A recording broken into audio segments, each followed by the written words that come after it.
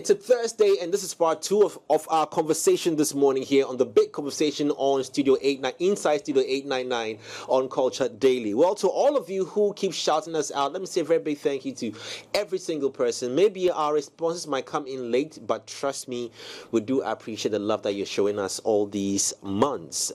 Big shouts going out to Buju. I saw your message on Snapchat. Thank you so much. To the guy I just also bumped into at the roadside, who was selling the stuff. You know, it's good to know that you're also locked on to 3 Music. And shouts going out to Chicken Republic on the Spintex Road, one of my favorite personal joints where I buy my food from. It's always on 3 Music. You know, thank you so much, guys, for the love and using us to keep your customers entertained. To all the people out there, Edith and Co, shouts going out to you. I'm coming for my jollof.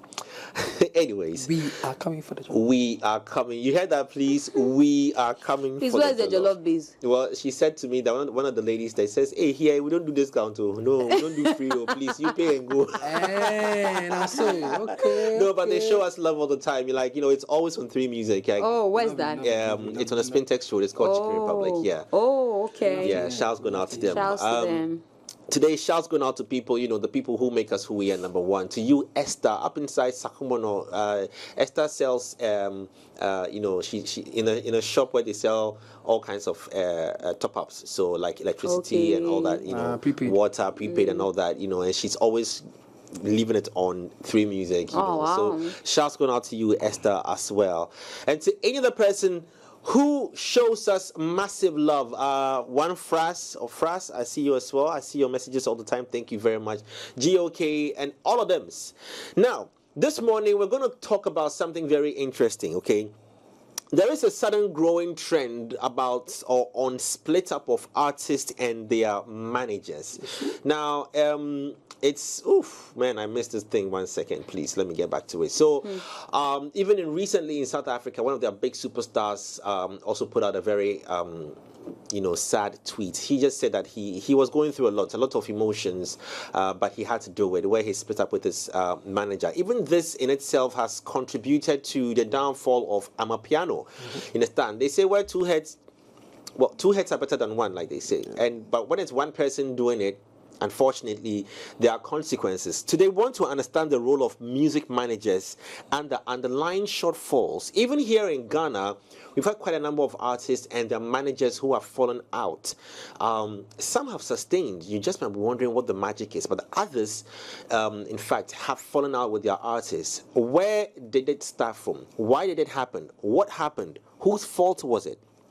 Is it got to do with the contracts they sign? Is it a matter of loyalty? Is it a matter of what do you call someone who probably takes money and doesn't tell you, or an artist? Like what is it? Disloyalty? A con man. Not a con man. No, like not a con man. Sure, that's too hard. Who will be the con man? The artist or the manager? How about you? The scenario you paint. No, take money and doesn't do the maybe I got a show. I didn't tell you. I took the money. I didn't tell you the amount. You know, and it starts with T. No transparency. Theft. Well, Nah. But if we are in agreement that we have a 50-50 or whatever split, and I pass your back and go and take 100% split, I have stolen your share. Yeah. So yes, you're not. So what's the word? You don't cut them day. You are not what? What? You're not forthcoming. You're not honest. Yeah, honest. You're not transparent. Transparent. That's what you're 6 points. Let's go. No, you don't go to school. That's the whole issue. The whole issue is you don't go to school. Transparency, that is the conversation. You understand? It's become an issue to look at, because if we have legend managers and legend musicians coming together to work, or new musicians working with legend managers, or even fresh managers working with legend musicians, and they're never able to find ground in working together, it becomes a problem. Now, who loses out? We, the consumers, because the magic that both people, individuals could have, brought out for us, the consumers, to enjoy, unfortunately becomes split. Now, this probably is creeping into our industry, and most of these artist managers who are very experienced are now looking again at the job to say that, should I really do this? Or should I not? Well, this morning we are honored to have two of such legend managers join us on the show for a conversation. I'm saying legend managers because we always give the title of legendary to musicians. You know, they're the ones who Yeah, become I was gonna legends. even But ask that. managers are also legends. You know, the likes of the Bull Gods, the likes of the George Britons. You name them, Jeezy, yeah, even me myself. Foley. You understand? You know, even me myself. You know, Soraya. You know, quite a number of artists, managers out there, or legendary managers out there in this country who have done the job brilliantly, and they deserve all the flowers. This morning, we're honored to have the likes of George Britton, who has worked with so many different artists in this country, as well as Jeezy. Jeezy. Yes, our very own Jeezy, a brother from back in the day at EIB, who was also managing Mr. Drew. We're going to get into conversations on what leads to either the downfall or the shortfalls of the We business. also have Bull God, right? Yeah, we are still might- trying we to might reach have out to Bull God. When we get through to him, we'll definitely put him on. But these legendary managers are joining us via Zoom this morning on the show to get into the conversation. So you are as well welcome. Anyway, so can we get them on there for their first statements? Hey yo, let me get my headsets on because this is going to be a very hot conversation. You know, if you're feeling this one, yeah. All right. I can hear you loud and clear. How do I look? Gangster already, right? Okay. Lady and gentlemen. I bet you're wondering who's lady and who's gentleman. I'm talking about Miss G, please. I mean, I can take lady. You can take lady, yeah. So I'm honored to have Jeezy and Mr. George Britton, whom I owe a lot as well. But Mr. George Britton is coming up in grand style, trust me. Jeezy, we know we caught you off probably on your driving, but thank you for joining us as well. But please, can you hear us loud and clear? Yes, I can hear you. Okay, great. I may have to ask my team to lower headsets. Yeah, guys, can you hear us? Yeah, I can hear you. Okay, great. Jeezy, testing mic Yeah, I one, can hear you, 1 Jay. 2 1 2 1 2. Testing mic 1 2 1 2 2. Can I hear Jeezy? Jeezy, can you hear Yeah, I us? can hear you. Can you hear me? Yeah, I can hear you. Yeah, I can hear you clearly. Yeah, okay. Awesome. Guys, thank you so much for joining us this morning on such short notice, though. But it's good to have you because you two I have. think Jeezy's radio is on. Yeah. Yeah. Jeezy, I bet you go feel lower the radio for us a little bit so that we can hear you better. No. Okay, all right. Is it better? Yeah, we can hear you now. Thank you very much. It's I was going to tease him a little bit, but I'll do that after the show. But guys, thank you very much for joining us on the show. Let me start off with Jeezy.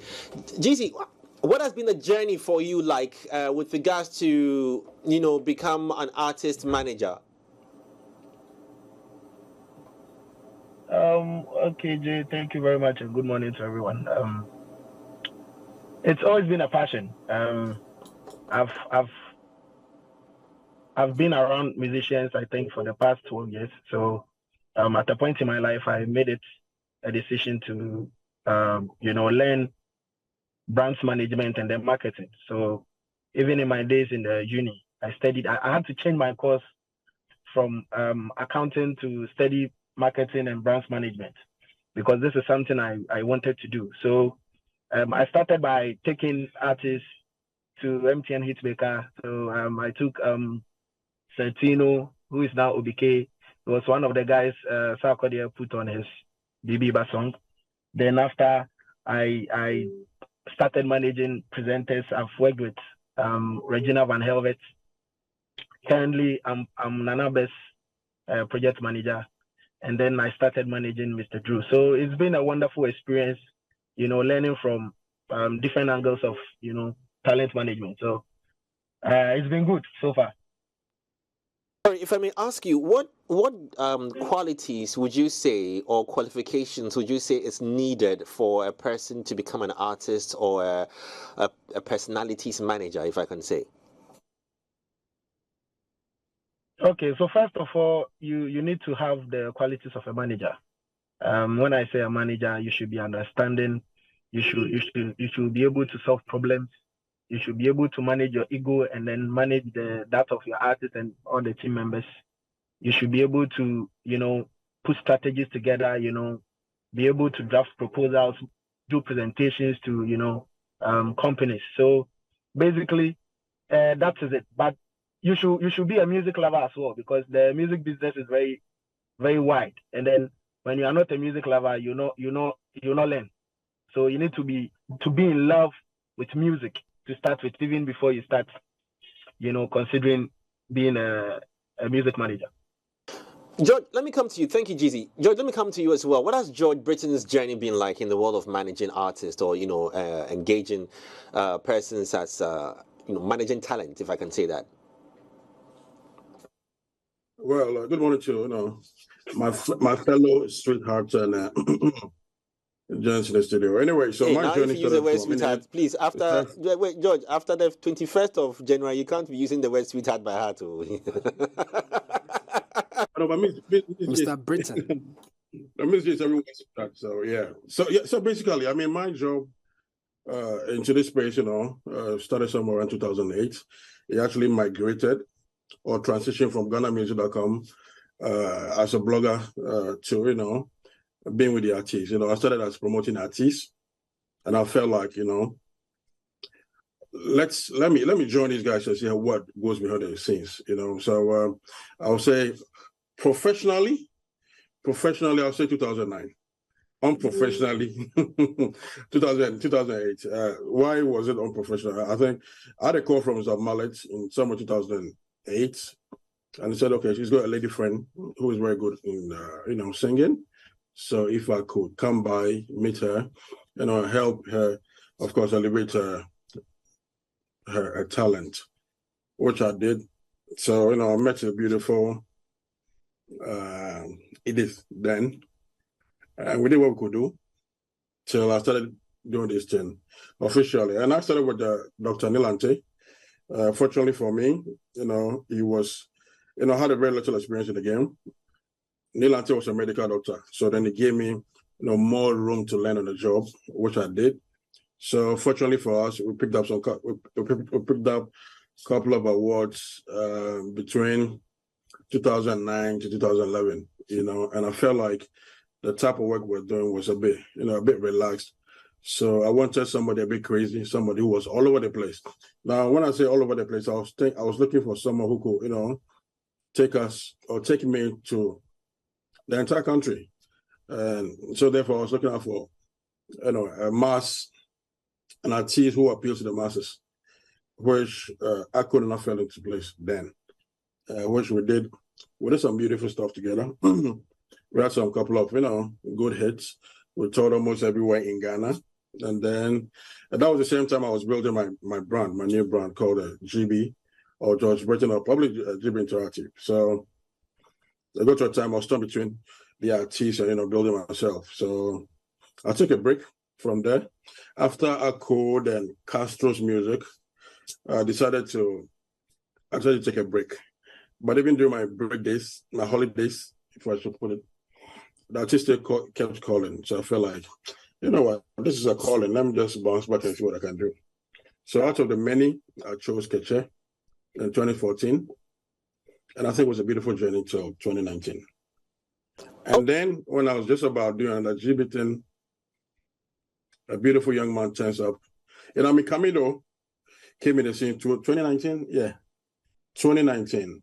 But even before 2019, when I was with Keche, Camilo was still knocking my doors, So I think officially, we made it very official January 2020. And yeah, and it's been beautiful since. Great. I like the way you've used the word beautiful since. And that would also come back to sort of debate the topic that we were discussing with the reasons why artists and managers fall out, if we say it's a beautiful thing. But let me ask how, and let me start with Jeezy first on this question. How do you identify the talent and decide to invest time, which is the biggest asset or commodity in here? How do you identify the talent and then decide? And when you decide to engage the talent, what kind of conversations do you have? Are they business or friendly? So let's start with identifying the talent. What things do you look out for? Okay. For me, I think it's spiritual. Because at times the way we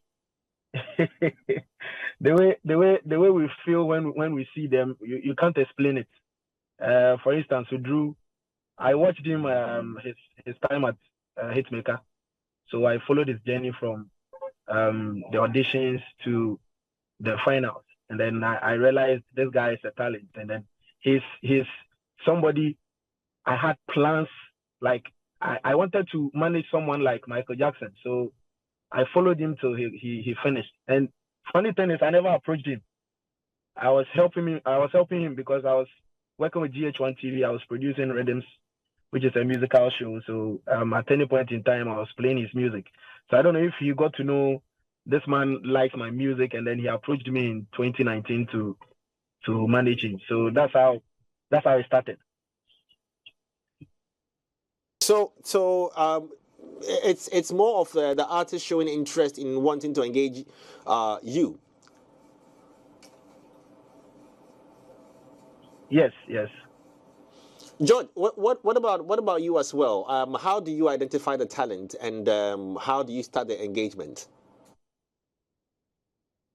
I think in my case, I tilt towards the hunger the person possesses, because no matter how good a manager is, if the artist is not willing to perform, your action is going to be brought to life. So I'm very much concerned about who you are, how you see yourself in the next coming years, and how dedicated and committed you are to your work. Then I feel like I need that energy to also excel. So I think, fortunately for me, I had that in Dr. Nilante, even though he was a medical doctor, but he always wanted us to move, in the right direction.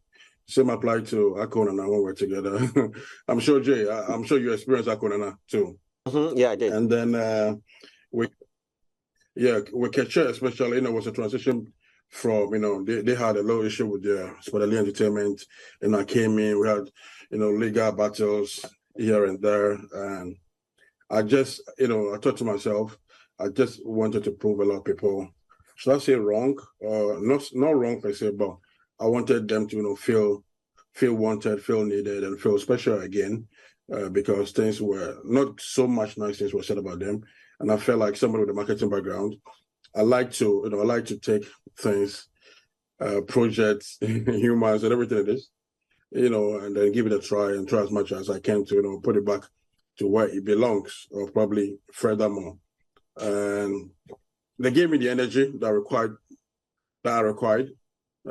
So same as Camilo. I mean, Camilo kept coming to me. The funny story with Camilo, right? Dream Interactive, we run events on campuses, and on 2 or 3 occasions, we did events at UPSA, where he's called, and he was at the backstage. He never got to perform, and he kept coming. I mean, he never gave up. So I felt like this is the energy I need if I want to excel. And 2020 made it official, and the journey was beautiful from the beginning till today. Well, so I have to pick a few. There's one thing I picked up from both of you, but I don't know if we should talk about it. I realized that GT had mentioned he had made references to past tense, and you're doing similar. Does this mean that you've all gone separate ways? And this question is for both of you.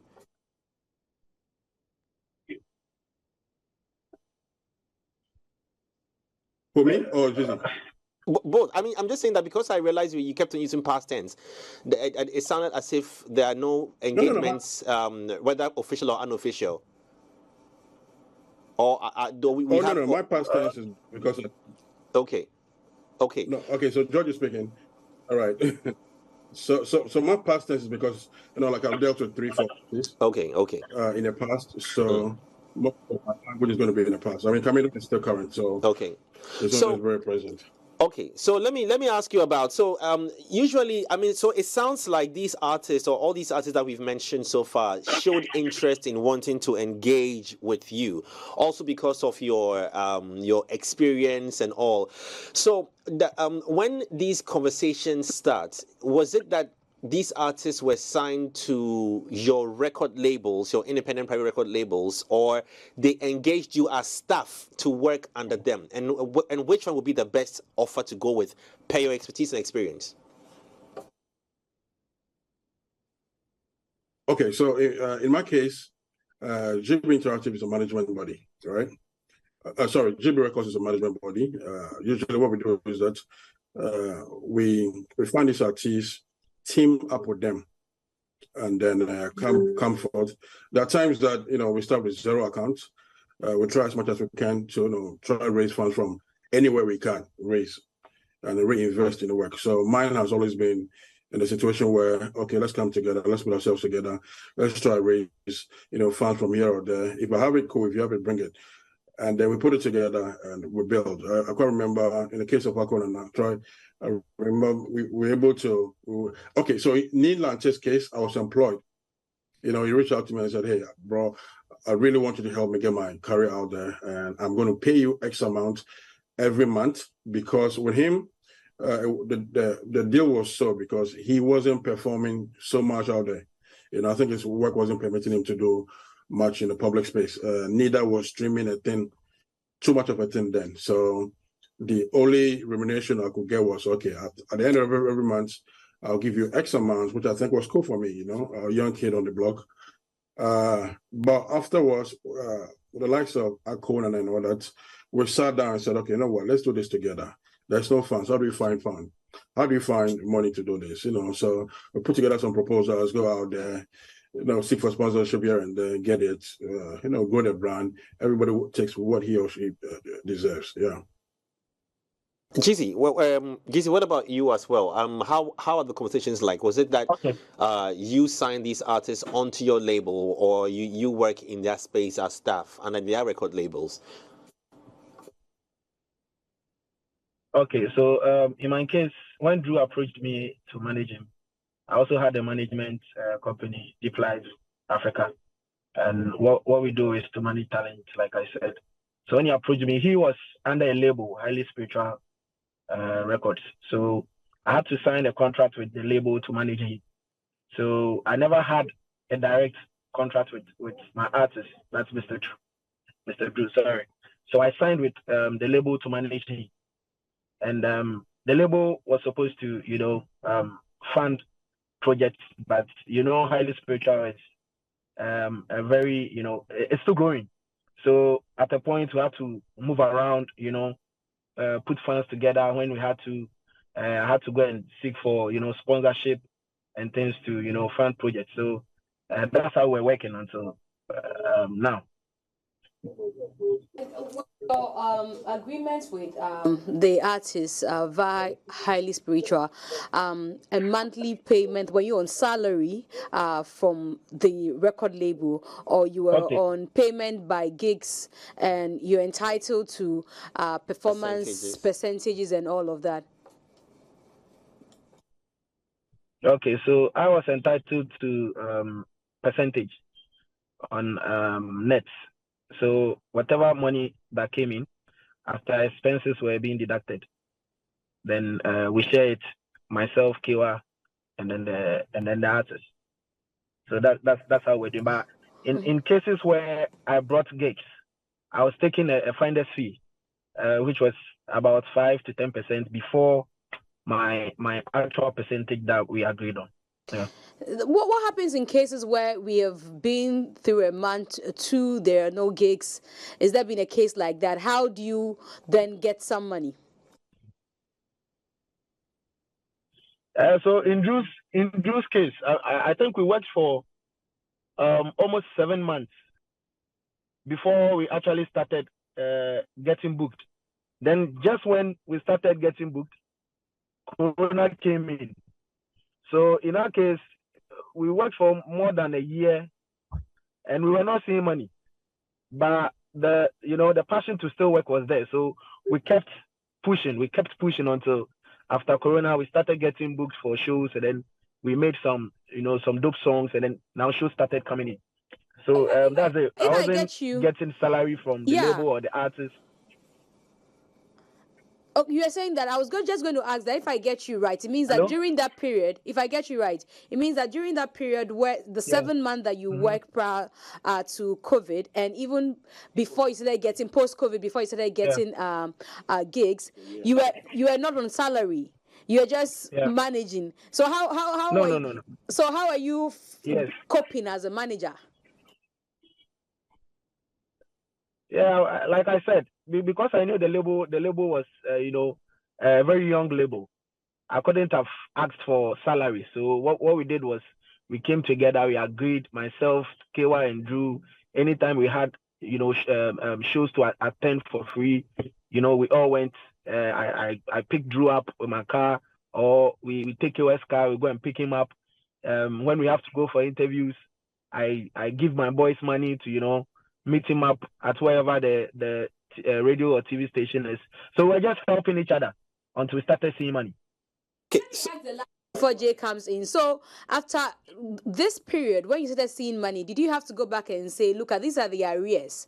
I have put together how much I have spent prior to the time you started making or showing up at gigs and being paid." Did you put together a receipt of the arrears or what you have spent? Because I just heard you say you pay people when you were not getting paid. You were paying people to get things done. Yeah. I was paying people to get things done. I mean, I had boys who had to, like road managers, who had to go with him on errands. And then I didn't do any such thing. I didn't put together any arrears to give to the label that these are the monies I've spent so far. I mean, like I said, it's passion. At times you do these things without even thinking about it. Until a time where we all agree that no, we need to. Mind you, within this 7 months I was talking about, there was no contract. There was no contract. I had not. It was just verbal. Brought up any contract conversation with Kiwa. But yeah, it was verbal. We had not even agreed on any percentage. I mean, when Drew approached me, we started working. I told him that let's see how it will go. I needed to see his energy because, I work with energy. So after, I think we released one song with Dope Nation, then Jet. So after Jet, then COVID came in. Then after COVID, I think, was it in 2020? Yeah, in 2020 when the restrictions were a little okay and then we could go out to play shows. That was when myself and KY, we started to sign the contract. Okay, George, let me ask you this as well. So in the contracts that usually signed, whether verbally or, pen to paper, are these geared or steered towards empowering the manager and securing the manager better in a position just in case of shortfalls in the future? I want to understand who draws more weight with the kind of contracts that, let's use as a case study that you sign. Okay, so in my case, let me use Camilo's case. In Camilo's case, they reached out to me, for us to work on. I told them, listen, man, I mean, with a little experience I've gained in the industry, I'll prefer us, in as much as I like you or love you as a brother, I'll prefer us to go by a contract, which, I had the capacity to develop this contract in January 2020, and I think we brought the contract up. We discussed it. It seems everybody was okay with it, and then we moved. So these, like I'm saying, these contracts, does it give the manager more authority over the artist in what the artist? Because I think we're going to come to some of the shortfalls and why managers and artists fall apart. But in your case, does it give you some foundation or some grounds to hold the artist responsible in case of certain things?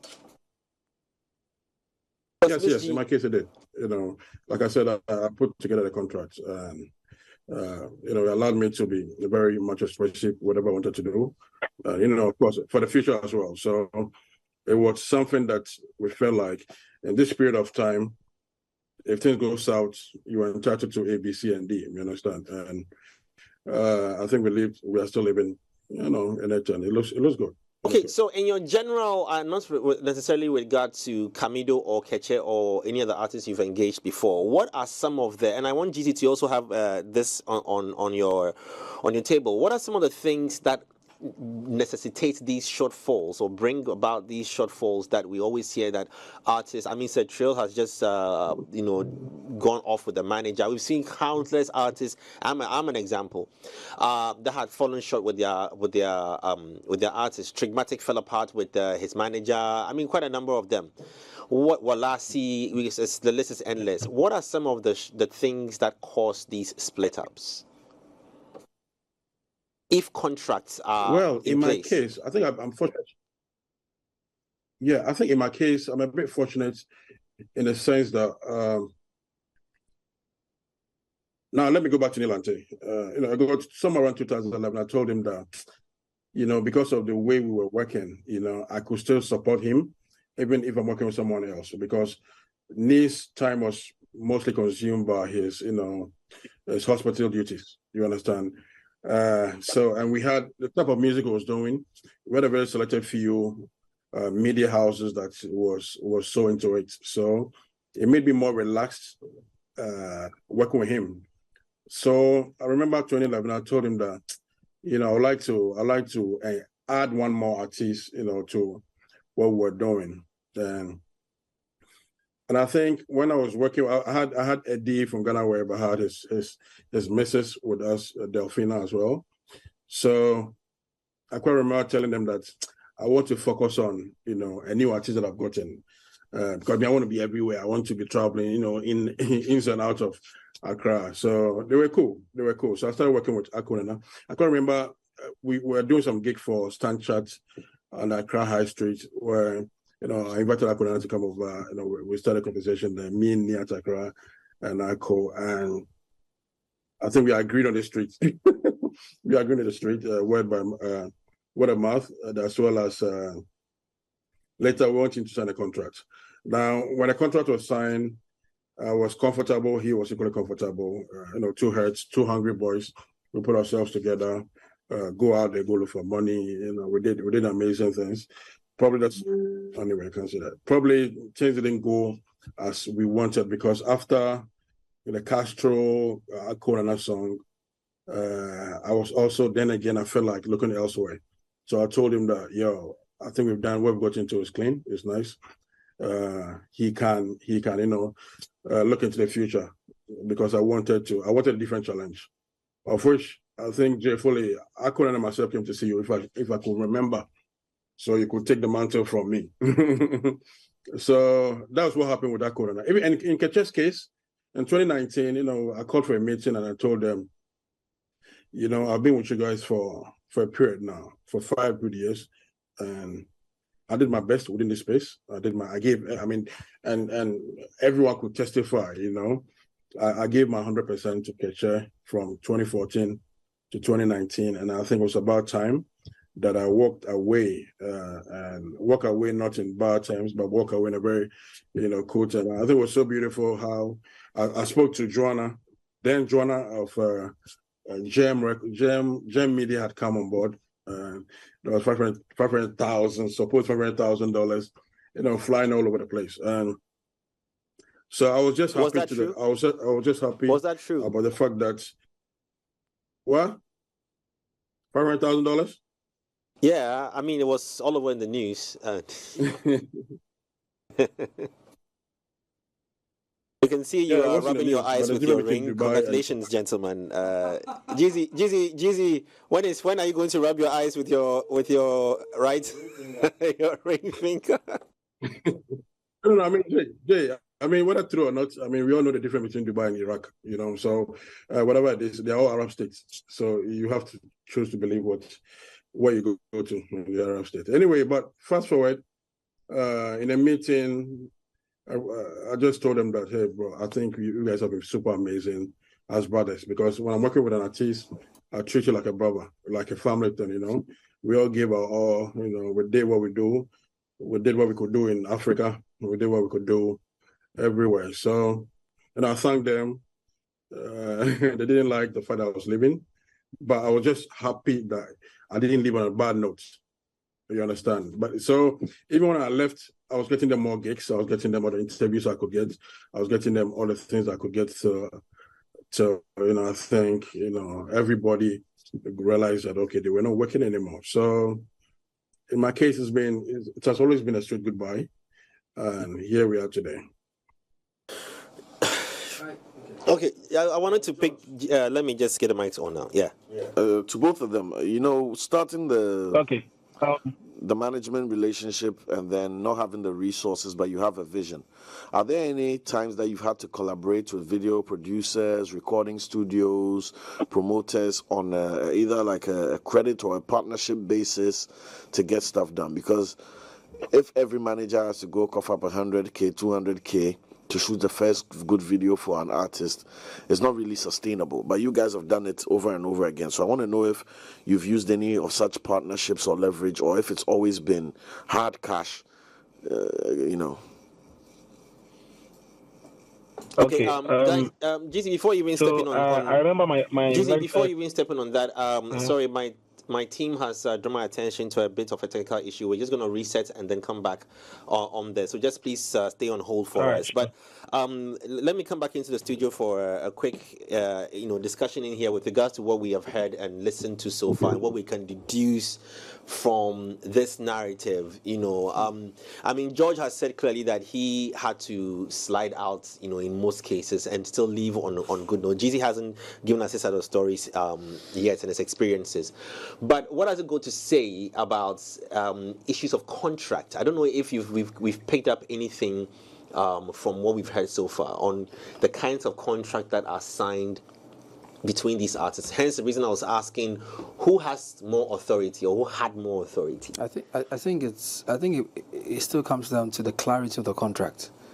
Because when I listen to George, you see a position where he states clearly what he wants or what he's looking to do. And as an artist, I would want to believe as an artist you have some basic education to also read, understand the contract, either go back to renegotiate or accept the terms of the contract. Most of our artists do not have legal counsel, so some of them really suffer this bane of contractual issues, and we hear these things later when they have become successful and they are now on the lips or the minds of many of the followers that follow their music, and what I actually wanted to ask George in regards to that is, at what point do you say, okay, I'm done, I'm good? Because if you're having a good run, you keep on going, right? If you're having a good run, you even want to tag or have some people join you, right? Is it that you get a better opportunity to manage, quote unquote, a more promising artist or a better artist? Do managers have to manage, or do managers choose to manage? Some people say, okay, as for me, I want to manage a talent that is upcoming, so that wherever the name of this artist is mentioned, when they blow up, my name is also in there. Some managers also want to manage artists that are already there to take them to the next level.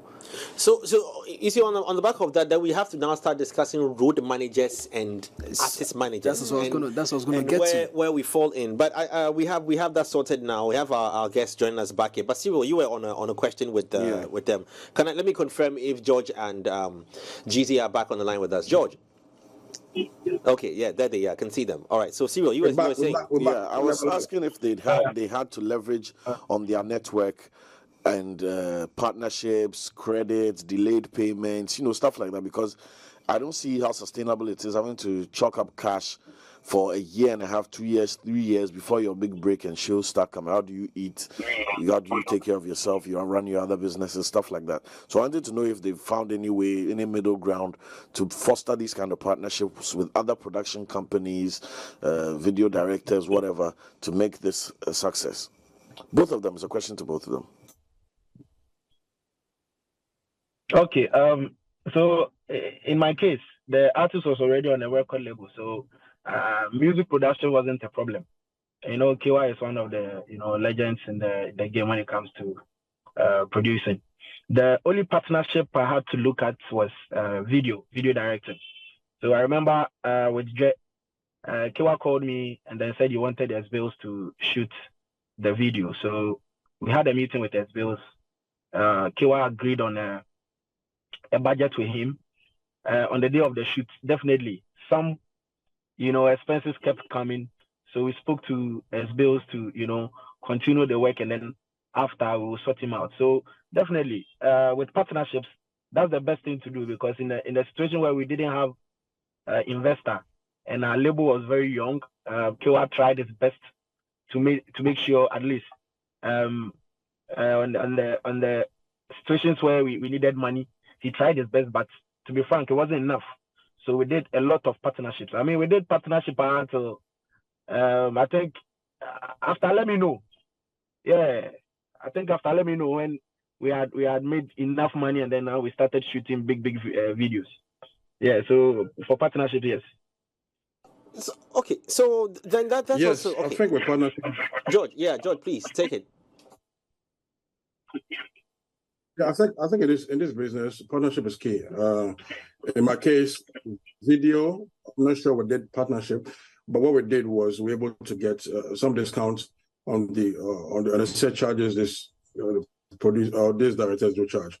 So in Camido's case, there was already a relationship between Camido and what's his name? Forgotten his name. His video director. I think they've already done a video. He was the same guy who shot For My Lover. So the relationship was there. I couldn't join in. I couldn't join in. It's fine, George. It's fine. I mean, hey, GB Interactive. Shout out to Gerard.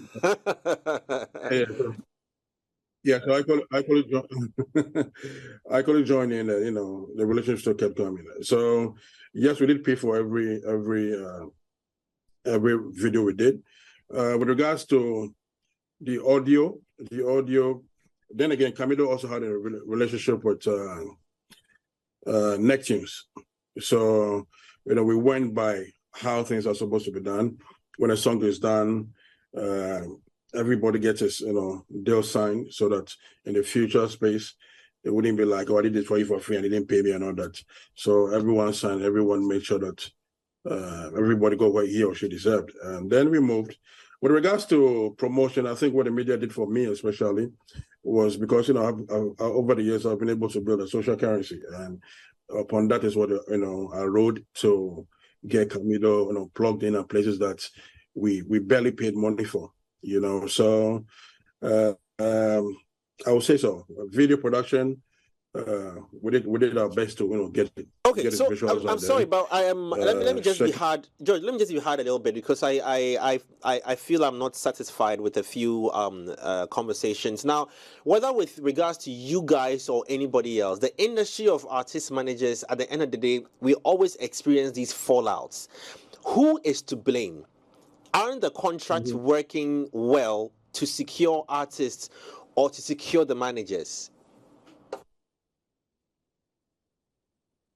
Who is to be blamed? I think, well, from where I sit, who is to be blamed?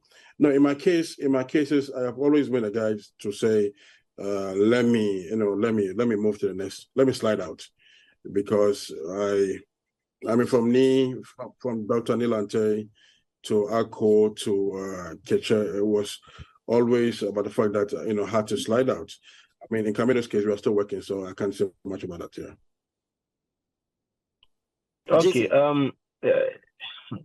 I don't know who to blame, but I don't work with Mr. Drew anymore. And then what happened was, like I said earlier, I signed a contract with Kiwa to manage him, even though Drew was the guy that approached me to manage him. But because the contract was already binding him with a label, I couldn't have signed a contract with him. So I signed with the label to manage him. So once his contract with the label ended, it means my contract with him had ended. So now it was time for us to now sign a contract. I mean, that was the first time I was going to have a contract with Drew. And we couldn't make it work because the artist came with some terms that as management, we felt he wasn't being fair to us. So we had to take it to our lawyers. I mean, we went back and forth for almost 3 weeks. nothing good came out of it because it seems the artist had already made up his mind, so we decided to part ways. So I would say it was because we couldn't come into a proper agreement to continue working. That's what happened, and then we had to part ways. Yeah, Jizzy and George, I'm happy you've ended at that junction because I was going to ask, George. Initially, you said that sometimes you look at your run, especially with Keche, you did 5 years, and you thought it was good. It was a good time for you to exit. It was a good time to leave. As managers, having done this for years, do you have a third eye knowing when to leave and when not to leave, when to stay and when not to stay? For Jeezy, you tried to work things out, it didn't work. But I'm saying that when it's all good and rosy, do you sometimes employ some kind of intelligence to determine, or do you use some metrics, data, whatsoever, to determine that, okay, if I continue with this artist for the next 2 or 3 years, I will be able to do this and that? Or at this point in time, let me just, stand aside and let someone else come get it.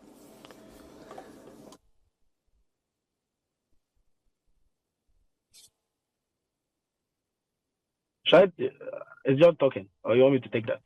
Oh, you're talking just about super, yeah.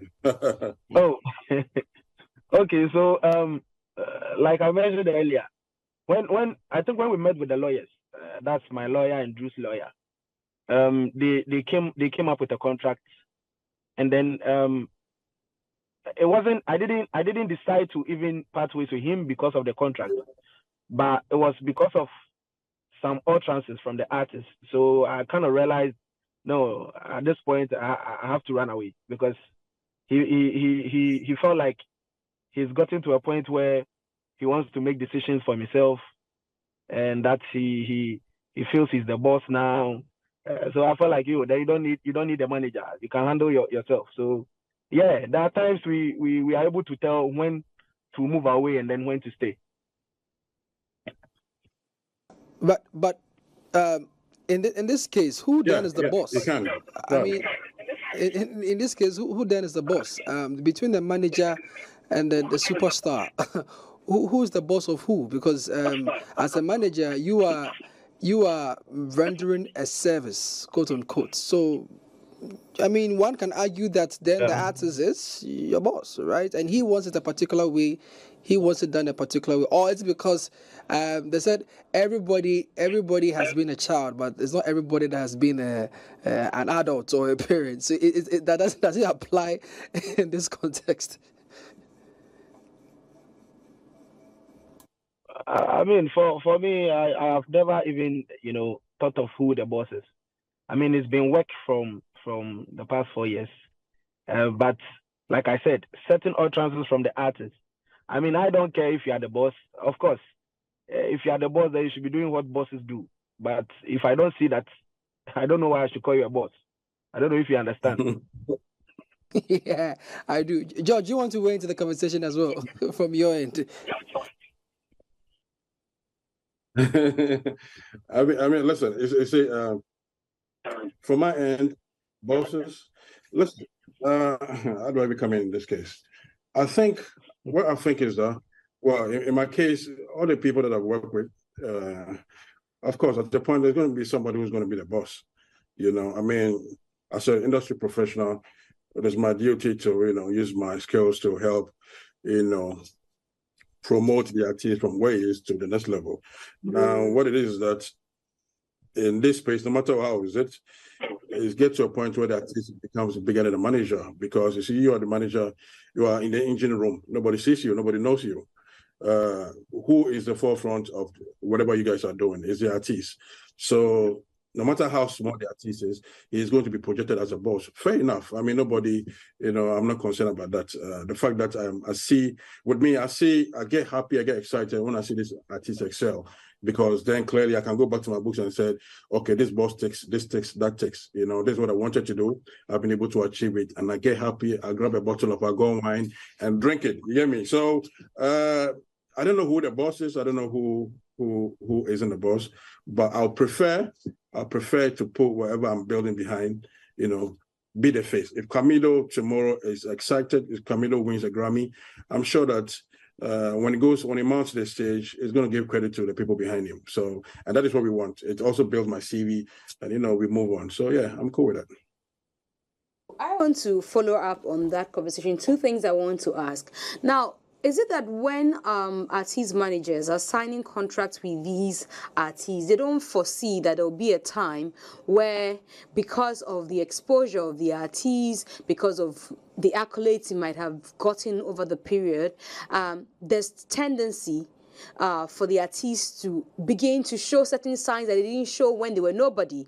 And so then the managers will come in and say, can we review this contract so that nobody feels at the end of the day that they are cheated. So for instance, you're signing an artist who is starting from scratch. You spend 7 months to close to a year with your money.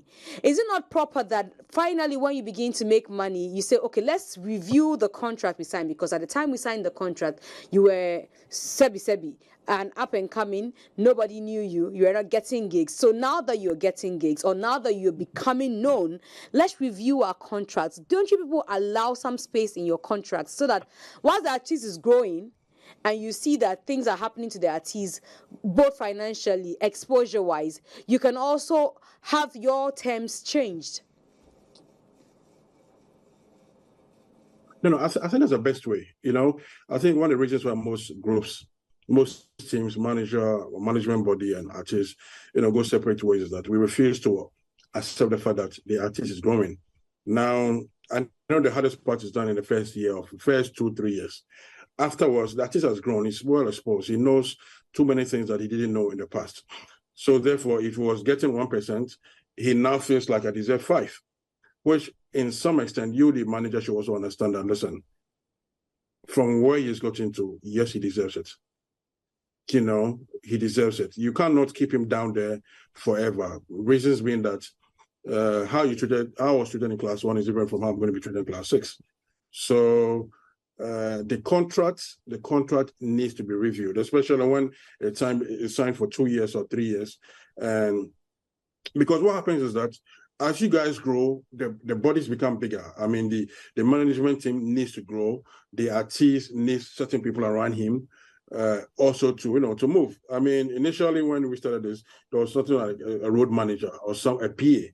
But we feel like the artist has gone to a certain level where he needs a certain PA around him, because if yesterday I was with him every day moving all over the place, and today I feel like I cannot be moving with him, he needs a certain PA around him that's okay. The team has become big, so the contract needs to be reviewed, and mostly it's conversations. You just have to sit with the person and have a thorough conversation, and you come into an agreement. Most of the times, I'll say most of the time, you put the blame on the artist, which is always not the case. It's not always the case, because I have sat in meetings, and have been in discussions where the artist wanted some sort of freedom, or probably a little increase on his percentage that he was receiving, because George, he feels, isn't that the case if the artist is earning a smaller percentage in the isn't that the case if the artist is earning a smaller percentage in the deal? Because if the artist is taking 80% and you, the manager, are taking 20%, and with 5 years into the business, you now want 90%, isn't that cheating? Jay, so like I said, it boils down to you, the manager, what you are bringing on board. You understand? Because in a case where, okay, let's say it's 80-20, 80, whatever, let me say 80-20. Now, in the case where it's 80-20, and after a period of 3, 4, 5 years, you, the manager, you've not been able to grow beyond how the whole thing started. Artists will feel like, okay, I'll need to bring XYZ people on board, to help expand my project, because yesterday I was in Ghana, the following day I was in Africa, and I want to go to the globe. Who do we invest? Who do we get involved? Now, when such people come in, you know that the other percentages will have to go elsewhere. You understand? So these conversations are supposed to be. I mean, in a case where you said 80-20, and artist wakes up tomorrow and said, "I want 90, I'll give you 10." The questions need to be asked. What has the artist seen that he wants to take more from you?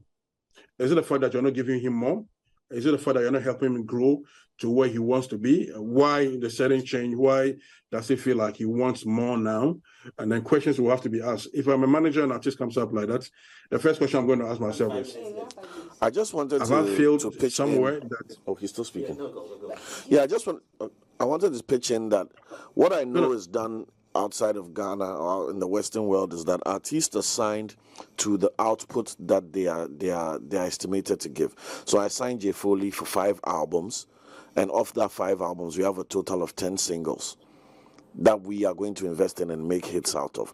Do you have that kind of relationship? Because in Ghana, we have artists that are able to blow and be huge phenomenons without even having albums. So I don't know if that protection exists for the manager, because overseas, you tie an artist in to an album. You still owe some, like Game still owes 50 cents an album, I think. Right? So you no matter what you think you've grown, you need more money, blah, blah, blah, you are still tied into the contract, even if you choose not to work physically with the person anymore, so that your investment is not totally wasted. Is that the kind of thing that you guys have ever done here? Mostly no. Mostly no. Reason being that one of the days, I mean, few years ago, when the likes of IG Code and Big Ben and all these people were involved, now these were signing a record deal where they sign you as an artist, you come on board and you produce 3, 4, 5 albums, or even 1 album. Now in their case, it's a bit different from ours. Now ours, it's just a period. I mean, if album is released, if singles are released, we are good to go. I mean, the fact that we can pick a song and make it a global hit, or pick a song and make it either a national hit or whatever it is, where we can be able to sell these songs to people and make other ends meet from the song. We are not so looking at the album, because 3 years ago, I think the albums actually dropped. It's quite fun that it's coming back. So I didn't look into signing an artist per albums or per EPs or per whatever it is. It was just mere for that. For this period, we're going to work, and whatever comes out, we share, we move, and then. Okay, to add up to what George said, I mean, in our side of the world, it's very difficult to come up with an album. I mean, it can take an artist 2 to 3 years to, put an album together, at times even 4. So if you tie a contract with an album, then it means you guys are going to be working for over, let's say, 10 years to be able to do 2 albums.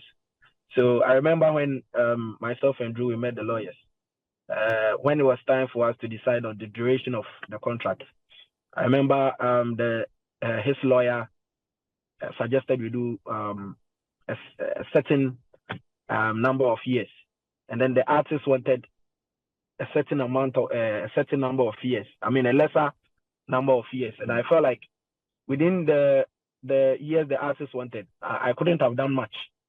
So I decided to, pick up a conversation and then see if we could do more. But at the end of the day, it still couldn't work. So, like I said, I had to back out.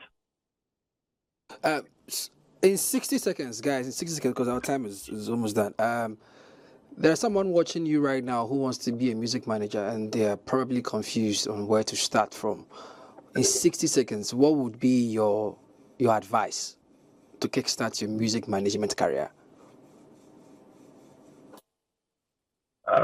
For me, I would just advise you build yourself to a certain point where the artist will not look down on you some years to come. I mean, I remember having this conversation with George some years back, and then he said, "Jizzy, you need to build yourself, grow with the artist, so that the artist will not look back and feel like he's outgrown of you being his manager." And then it helped. Today, I was supposed to be worried that I'm no more, managing one of the big new generation artists we have in the country, but I'm okay. As I'm talking to you now, I have about 3 contracts being reviewed by my lawyer to be given to 3 artists who have been chasing me for almost 2 years. So grow yourself and read more. That's the advice for me. I'll give. George, you give us some serious advice, Mr. George B.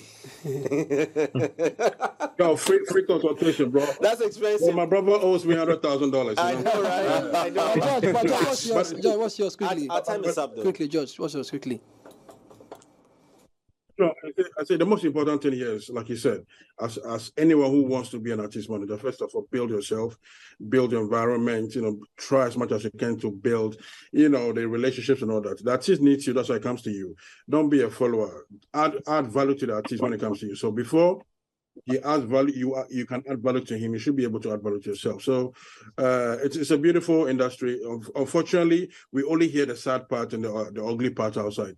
But when it's going well, we don't talk about it. I have enjoyed being an artist manager, and I think I will ask my cousins to also join, but be very professional about it. Before you go into it, make sure that what you're doing is not for fans. It's a real thing. Thank you very much, gentlemen. Really appreciate your time on short notice as well. Thank you so much. George, I'll be in touch with you after the show. Thank you. JZ, we'll definitely catch up. So that has been a good conversation we've had, and unfortunately we have way past our time now. Guys, thank you so much. So we're back at the same time tomorrow for the weekend edition of the show. Don't miss out on it. Conversations are getting very interesting on 3 Music's Culture Daily, as well as plug on to the rest of the day and enjoy great music. And on Plus 89.9 FM is James G, Serial and Olele, and we're out.